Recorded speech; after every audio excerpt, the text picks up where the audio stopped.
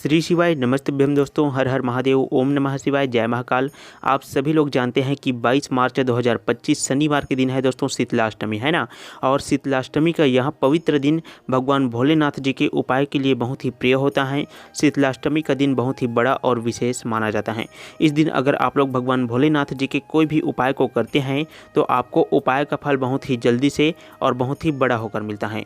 भगवान भोलेनाथ जी की कृपा आपके जीवन पर हमेशा ही बनी रहती है। और साथ ही साथ दोस्तों शीतलाष्टमी का दिन अगर शनिवार को पड़ जाए तो सोने पर सुहागा वाला दिन हो जाता है, क्योंकि शनिवार के दिन भगवान भोलेनाथ जी और शनिदेव जी को आप लोग एकदम आसानी से प्रसन्न कर सकते हैं।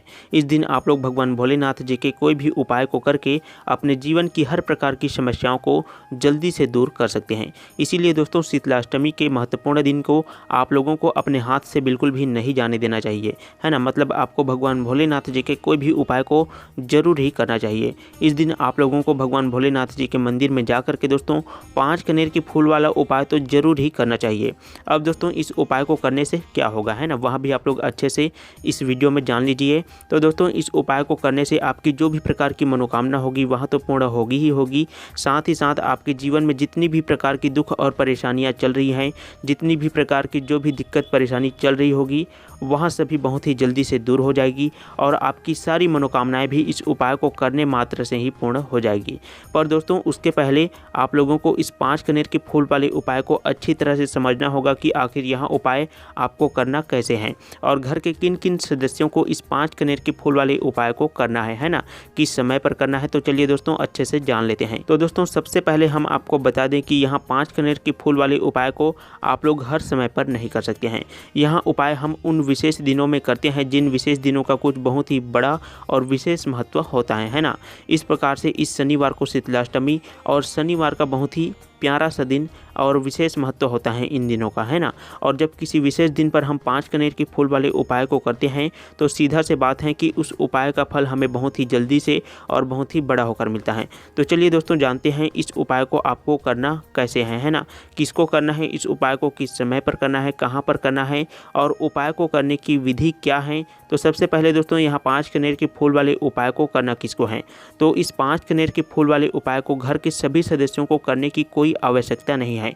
घर का कोई भी एक मुख्य सदस्य इस उपाय को करेगा दोस्तों, जो कार्यभार संभालता है घर का, तो उसके पूरे परिवार के सभी लोगों की मनोकामनाएं भी पूर्ण होगी। घर में सुख और शांति के लिए अपने परिवार के सदस्यों के लिए यहाँ वाला उपाय अगर घर का मुख्य सदस्य करेगा तो उसके घर में सुख और शांति भी बनी रहेगी और जो भी मनोकामना होगी वह तो पूर्ण होगी ही होगी दोस्तों, है ना। अगर चाहे तो घर के परिवार के सभी लोग अपने अपने इच्छाओं की पूर्ति के लिए यहाँ 5 कनेर के फूल वाले उपाय को आप लोग आसानी से कर सकते हैं।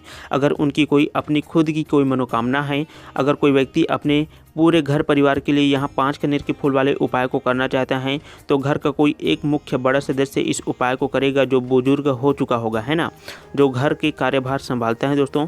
विशेष रूप से घर की माता बहनों में से कोई एक माता बहन भी इस 5 कनेर के फूल वाले उपाय को आसानी से कर सकती हैं, क्योंकि दोस्तों घर की जो माता बहन होती है वो घर की लक्ष्मी होती है और घर की लक्ष्मी जब कोई भी उपाय को करती है तो उस उपाय का फल हमें बहुत ही जल्दी से और बड़ा होकर मिलता है ना।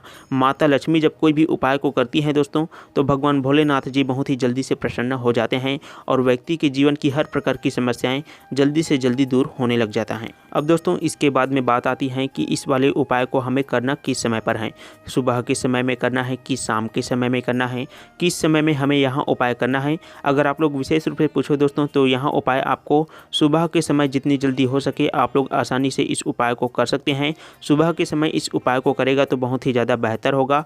बाकी आप लोग इस उपाय को शाम के समय में भी कर सकते हो, है ना, इसमें कोई दिक्कत वाली बात नहीं है। पर कोशिश आपकी यही होनी चाहिए कि सुबह के समय जितनी जल्दी हो सके आप लोग यहाँ उपाय सुबह के समय जल्दी से जल्दी यानी कि 10, 11, 12 बजे तक भी उपाय को करते हैं तब भी आपको उपाय का फल बहुत ही बड़ा होकर और जल्दी से मिलता है। यदि आप किसी कारणवश सुबह के समय इस उपाय को नहीं कर पाते हैं तो शाम के समय यानी कि प्रदोष काल में ही आप लोग इस उपाय को कर सकते हैं, है ना।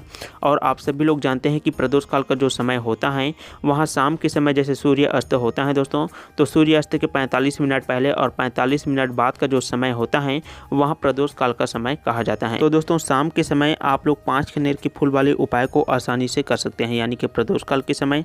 अब दोस्तों जैसे ही आप लोग 5 कनेर के फूल की व्यवस्था कर लेते हैं, उसके बाद में सबसे पहले क्या आपको भगवान शिव जी के उपाय को ही करने लग जाना है या फिर आपको कुछ और करना है ना, तो वहाँ भी आप लोग अच्छे से जान लीजिए।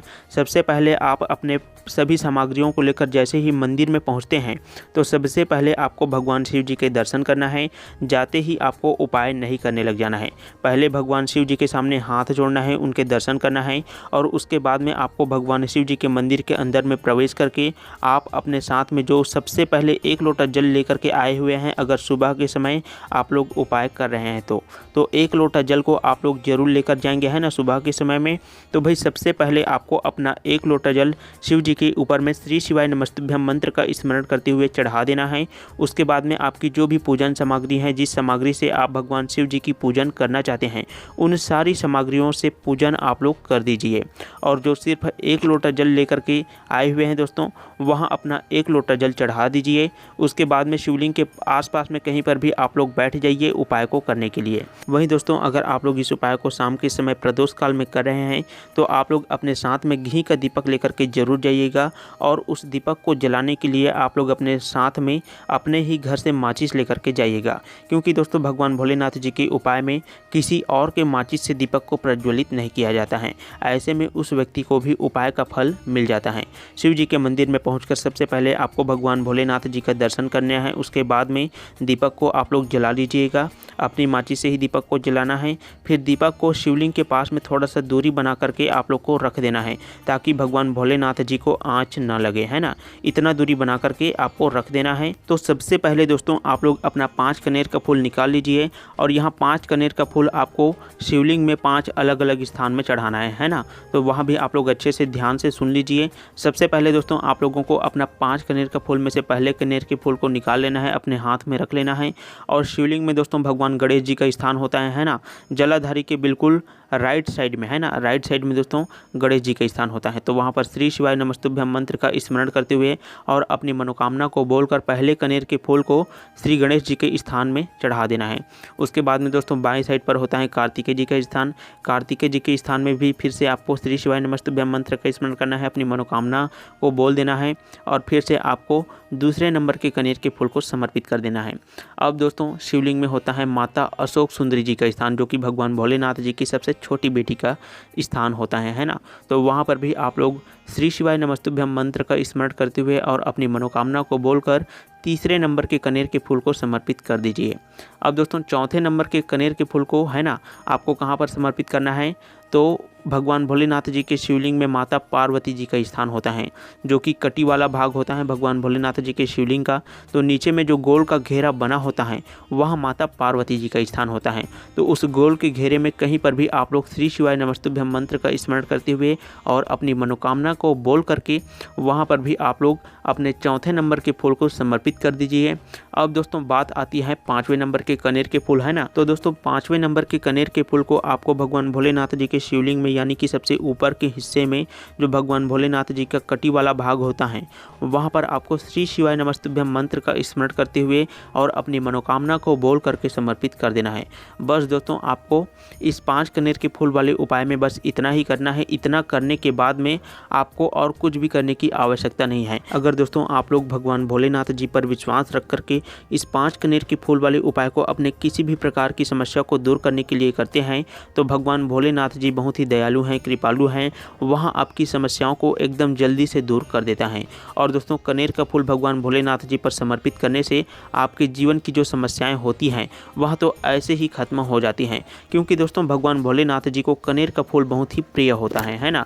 दोस्तों कनेर के फूल में जो दूध निकलता है वह विष के समान माना जाता है और भगवान भोलेनाथ जी को विष चढ़ाने से या धतूरा चढ़ाने से या फिर कनेर का फूल चढ़ाने से आपके जीवन में जो विष हैं, जो कष्ट हैं, वह जल्दी से जल्दी भगवान भोलेनाथ जी अपने अंदर ले लेते हैं। आपके जीवन में जो कष्ट आ रहा होगा, जो परेशानी आने वाला होगा, वह जल्दी से जल्दी भगवान भोलेनाथ जी अपने अंदर ले लेते हैं और आपके जीवन की परेशानियों को दूर कर देते हैं। तो दोस्तों यहाँ पर हमने आपको 5 कनेर के फूल के उपाय को बहुत ही अच्छी तरह से विधि पूर्वक आपको बता दिए हैं। बाकी आप लोग इस उपाय से संबंधित आपके मन में वजह से कोई प्रश्न है तो आप लोग कमेंट करके पूछ सकते हैं। उपाय को करने में आपको गलती बिल्कुल भी नहीं करना है। और ऐसे ही महत्वपूर्ण उपायों को जानने के लिए, भगवान भोलेनाथ जी से जुड़ने के लिए और भगवान भोलेनाथ जी के उपायों को अच्छी तरह से समझने के लिए आप लोग हमारे चैनल को भी सब्सक्राइब जरूर कर दीजिएगा। बाकी मिलते हैं दोस्तों किसी महत्वपूर्ण उपाय के साथ में। प्रदीप जी मिश्रा गुरु जी के बताए हुए उपाय को हम आपको बहुत ही विधिपूर्वक और विस्तार से आपको अच्छी तरह से समझाने का पूरा प्रयास करते हैं।